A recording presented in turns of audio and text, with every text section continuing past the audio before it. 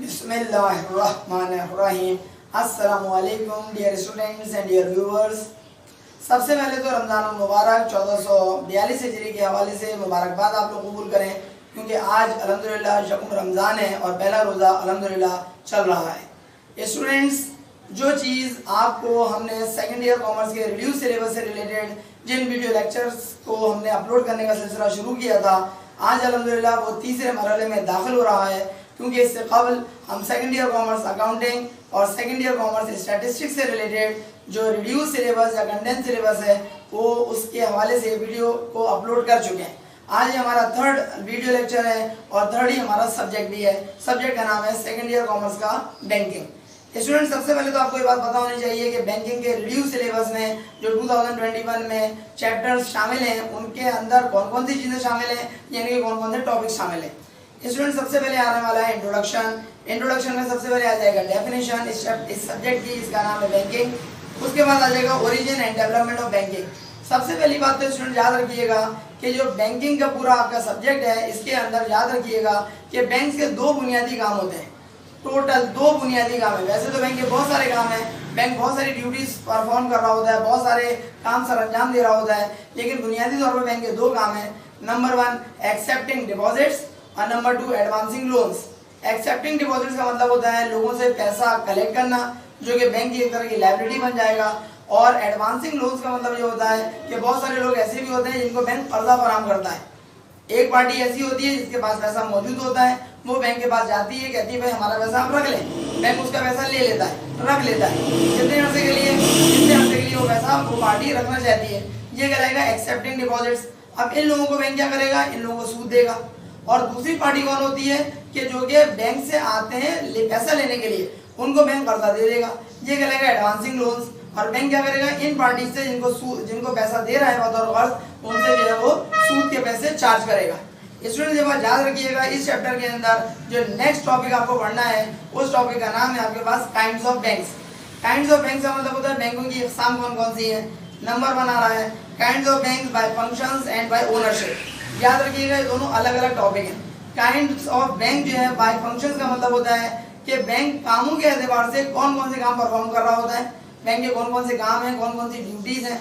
और kinds of banks अगर आप बाय ओनरशिप पढ़ेंगे तो इसका मतलब वो ओनरशिप यानी कि मिल्कियत के तौर पर बैंकों के हवाले से कितनी तरह के, कितने टाइप्स के बैंक्स को आप उसके अंदर डिस्ट्रीब्यूट कर सकते हैं, डिवाइड कर सकते हैं।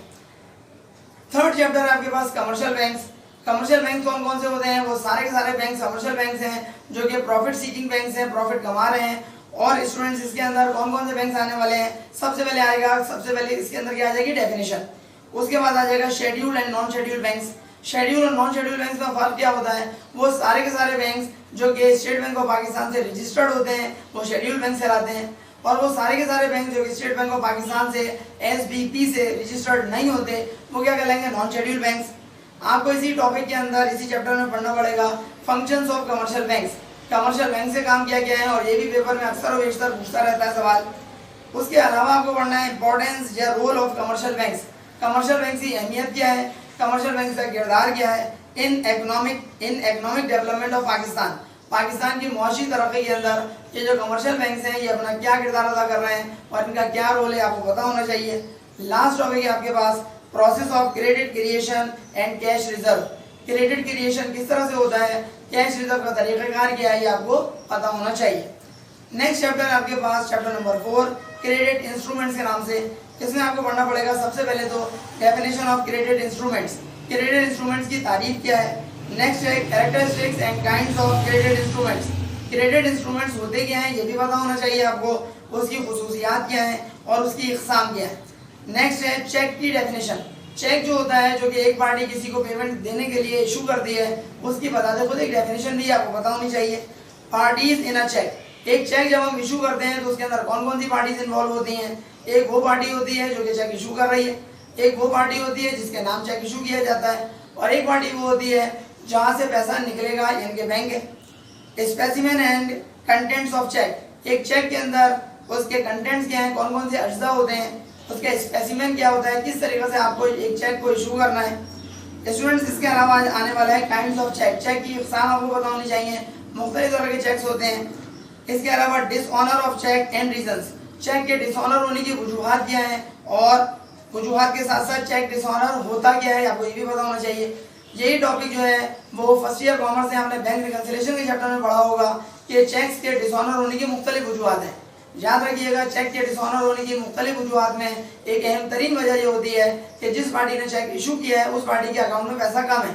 अगर तो उसके पार्टी जिसने चेक इशू किया उसके अकाउंट में पैसा कम है, फर्ज करें एक मिस्टर सलीम है, उन्होंने चेक इशू किया 10,000 का और उनके अकाउंट में टोटल पड़ा हुआ 2,000 रुपये। 2,000 रुपये अकाउंट में मौजूद है सलीम साहब के, और सलीम साहब ने चेक इशू कर दिया, फर्ज करें 10,000 का, 15,000 का, 20,000 का। ऐसी सूरत में सलीम साहब का चेक क्या हो जाएगा, डिसऑनर। ऑनर का मतलब होता है इज्जत, डिसऑनर माने बेइज्जती हो गई। किसकी, चेक की।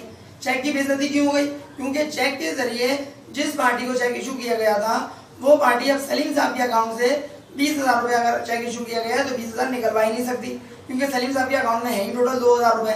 इट मीन्स दैट सलीम साहब का चेक क्या हो जाएगा, dishonour. Be careful students, cheque के डिसऑनर होने की अकलौती वजह ये नहीं होती कि जिस पार्टी ने चेक इशू किया उसके अकाउंट के अंदर पैसा कम है, ये वजह तो होती ही होती है। इसके अलावा भी कई एक वजूहात है। मिसाल के तौर पर अमाउंट इन वर्ड्स और अमाउंट इन फिगर में फ़र्क है। आपने अमाउंट इन वर्ड्स में लिखा है 50,000, FIFTYTHOUSAND 50,000 लिखा है, और अमाउंट इन फिगर के अंदर आपने लिखा है 5 के बाद 3 जीरो लगाए जो कि बन जाएगा 5,000, चेक डिसऑनर हो जाएगा। या अमाउंट इन फिगर तो आपने पूरा 50,000 से ही लिखा है, 5 के बाद 4 जीरो, लेकिन वहां पे आपने लिखा है 5,000, तो ऐसी सूरत में भी चेक डिसऑनर हो सकता है। ये जो डेट हमने डाली है चेक के ऊपर वो बेसिकली क्या हो चुकी है, वो आगे की डेट है। आगे की डेट होने की सूरत में भी अकाउंट में आपको पैसा नहीं आएगा। फॉर एग्जाम्पल अभी चल रहा है अप्रैल की, 14 तारीख है, आपने डाल दिया 14 अप्रैल के बजाय 14 मई डाल दिया, पूरा 1 महीना आगे का, तो उस चेक के पैसे भी आपके अकाउंट में नहीं आएंगे। एक अहम वजह और भी हो सकती है कि सिग्नेचर जो कि उस बंदे ने चेक के ऊपर किया है, जो बंदे ने चेक इशू किया है, उस सिग्नेचर के ऊपर जो कि चेक के ऊपर हुआ है उस सिग्नेचर में और अकाउंट खोलते हुए जो स्पेसिमेन कार्ड के ऊपर उसने सिग्नेचर किया उसमें फर्क है, तो फिर ऐसी सूरत में भी चेक क्या हो जाएगा, डिसऑनर हो जाएगा।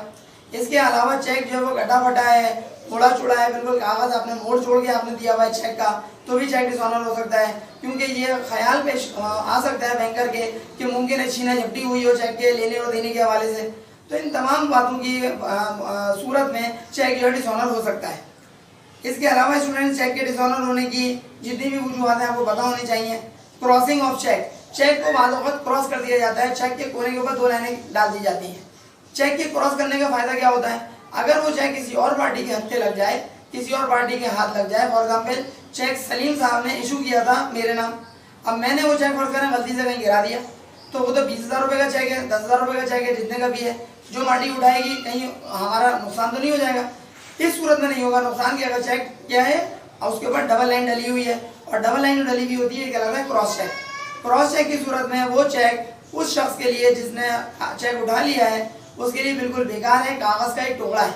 इसलिए उनके डबल लाइन डालने का फायदा ये होता है कि उस चेक के पैसे सिर्फ और सिर्फ मिस्टर अली अहमद साहब के अकाउंट में ही आएंगे। क्यों आएंगे भाई, क्योंकि वो चेक अली अहमद के नाम पर इशू किया गया है और डबल लाइन भी डली हुई है। इट मीन्स दैट कि वो चेक दूसरे के लिए बेकार है, क्योंकि वो क्रॉस चेक कहलाएगा। इसके अलावा स्टूडेंट आपको पढ़ना पड़ेगा बिल ऑफ एक्सचेंज भी इसी टॉपिक के अंदर पढ़ना है, डेफिनेशन भी आपको पढ़नी है, असेंशियल्स एंड टाइप्स, कौन कौन सी इकसाम है और कौन कौन सी उसकी लाजमी ज़रूरियात हैं वो भी पढ़ना पड़ेगा। Parties in bill of exchange, bill of exchange में कौन कौन सी पार्टीज शामिल होती हैं, उन पार्टीज की मौजूदगी में ही बिल ऑफ एक्सचेंज बन सकता है, आपको पता होना चाहिए। Discounted of bill of exchange, bill of exchange को आप डिस्काउंट करना चाह रहे हैं, क्या तरीक़ाकार होगा। Dishonour of bill noting and protesting, ये सारे टॉपिक्स आपको कवर करने हैं। Difference between cheque and bill of exchange, bill of exchange में और चेक में फ़र्क क्या होता है, इसके डिफरेंसेस भी अच्छी तरीके से याद करके और पढ़ के जाइएगा।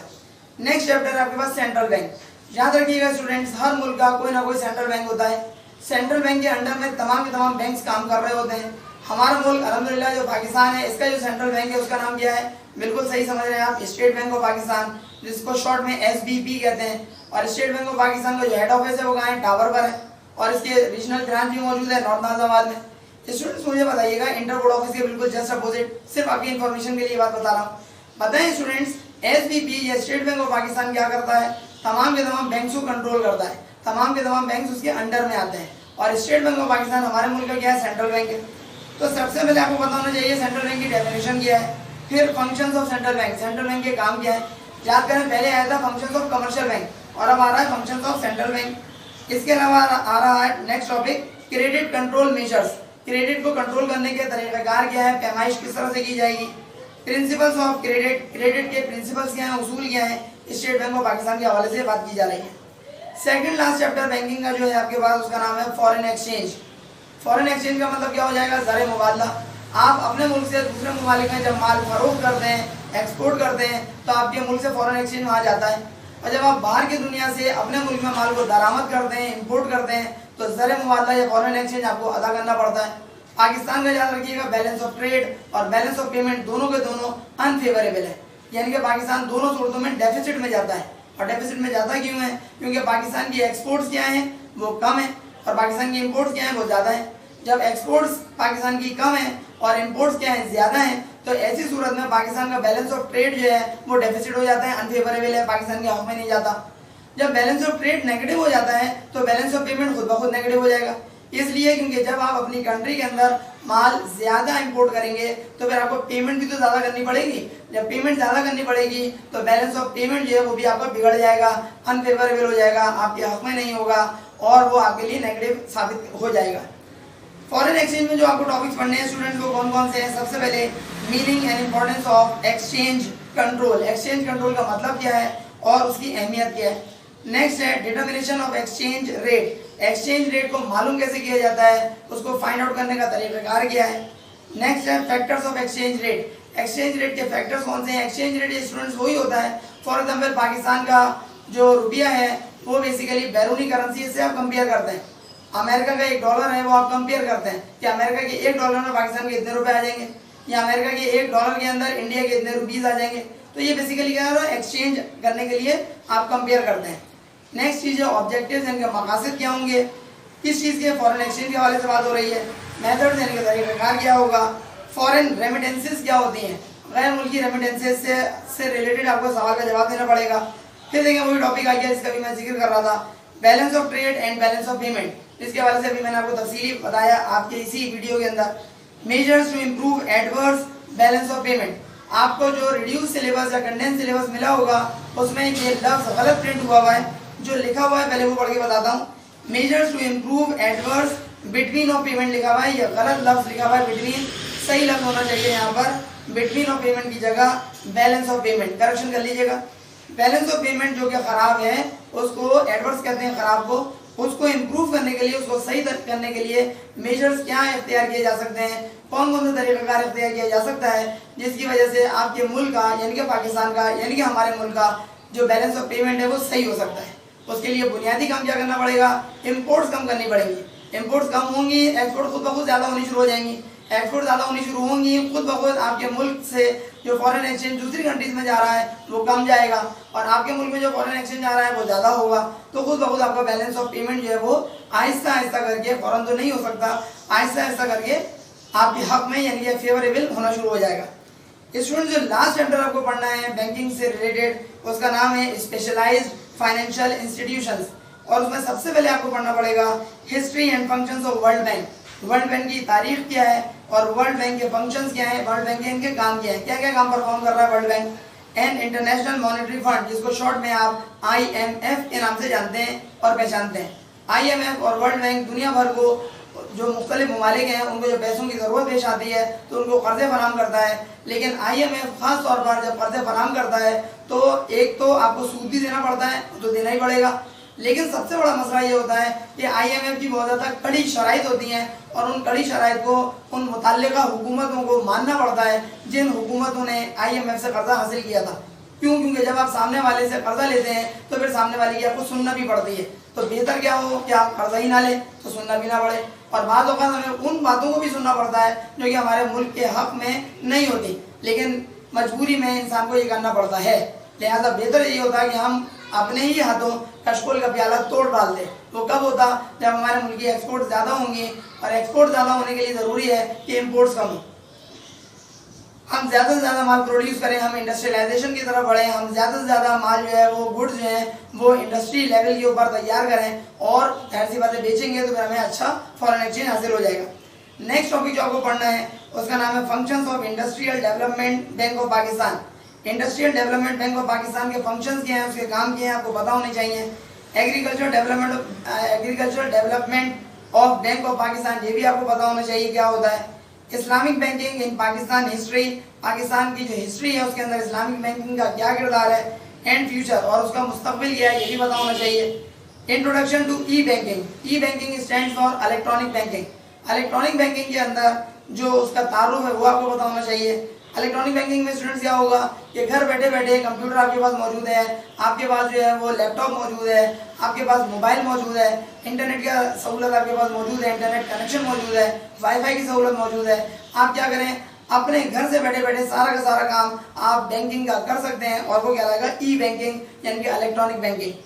नेक्स्ट चीज़ आपके पास क्रेडिट कार्ड क्या होता है, डेबिट कार्ड क्या होता है, और एटीएम कार्ड क्या होता है, ऑटोमेटेड टेलर मशीन वाला कार्ड, ये क्या बता रहा है। डेबिट कार्ड क्या होता है, क्रेडिट कार्ड क्या होता है। डेबिट और क्रेडिट कार्ड के हवाले से एक बेसिक बात आपसे शेयर करना चाहूँगा। डेबिट कार्ड बेसिकली आप उस सूरत में यूज़ करते हैं कि जब आपका पैसा आपके अकाउंट में मौजूद हो। फर्ज करें मेरे कोई अकाउंट है किसी बैंक में, और उसमें फर्ज करें 1 लाख रुपए मौजूद है, 20,000 मौजूद है, 50,000 मौजूद है, जो भी अमाउंट हो, मैं डेबिट कार्ड यूज़ कर रहा हूँ। इसका मतलब क्या हुआ कि डेबिट कार्ड के जरिए फर्ज करें मैंने 2,000 रुपये का पेट्रोल डलवाया अपनी गाड़ी में, तो ऐसी सूरत में मेरे अकाउंट से 2,000 कम हो जाएंगे। ये 2,000 जो कम हो रहे हैं, ये क्या हो रहे हैं, बैंक वाला मेरे अकाउंट से डेबिट कर रहा है, इनके कम कर रहा है। एग्री। अब बात करते हैं क्रेडिट कार्ड की। क्रेडिट कार्ड में स्टूडेंट क्या हो जाएगा कि मैं बेसिकली मेरे अकाउंट में भले पैसा हो या नहीं हो, मैं बेसिकली क्या कर रहा हूँ, क्रेडिट ले रहा हूँ, कर्जा ले रहा हूँ, और उस कर्जे के ऊपर मुझे सूद देना पड़ेगा। डेबिट कार्ड में क्या था, आपके अकाउंट में पैसा था और फिर आप खर्चा कर रहे हैं। क्रेडिट कार्ड में क्या होता है, आप बिल्कुल कंगाल बैठे हुए हैं और आप खर्चा कर रहे हैं, और बाद में क्रेडिट कार्ड के जरिए जितना भी आपने खर्चा किया है वो आप बेसिकली क्या करेंगे, पूरा करेंगे। नेक्स्ट जो टॉपिक आपको पढ़ना है उसका नाम है एडवांटेजेस एंड डिसएडवांटेजेस, वो भी आपको इसी चैप्टर से रिलेटेड ही पढ़ने हैं। स्टूडेंट्स, आज के इस वीडियो लेक्चर के अंदर हमने आपको सेकेंड ईयर कॉमर्स के सब्जेक्ट बैंकिंग से रिलेटेड जो रिड्यूस या कंटेंट सिलेबस आने वाला है आपके पास 2021 के एग्जाम्स के अंदर, इंटर बोर्ड ऑफिस के कराची, जाहिर सी बात हमारा शहर है, कराची के इंटर बोर्ड ऑफिस के जो पेपर में आने वाला है उससे रिलेटेड हमने तफसीली तौर पर आपको समझाने की कोशिश की है, जिस हद तक हम आपको समझा सके। स्टूडेंट्स, अगर आपको हमारी वीडियो पसंद आए तो काइंडली अपने फ्रेंड में इसको ज़रूर शेयर करवाएं ताकि मैक्सिमम स्टूडेंट्स हमारी इस वीडियो से फ़ायदा उठा सकें। अगर आपने अब तक हमारी इस वीडियो को लाइक और कमेंट नहीं किया है तो काइंडली उसको भी लाइक और कमेंट कर दीजिएगा, और अगर चैनल अब तक सब्सक्राइब नहीं किया तो सर अली अहमद के नाम से जो चैनल मौजूद है यूट्यूब पर, इसको सब्सक्राइब भी कर दें और बेल आइकन पर लाजमी क्लिक कर दें ताकि आपको हमारी नई वीडियोस की अपडेट्स फ़ौरन और बर वक्त मिल सकें। अपना बहुत ख्याल रखिएगा। अगली वीडियो लेक्चर तक के लिए अपने टीचर सर अली अहमद को इजाज़त दीजिए। अस्सलामु अलैकुम।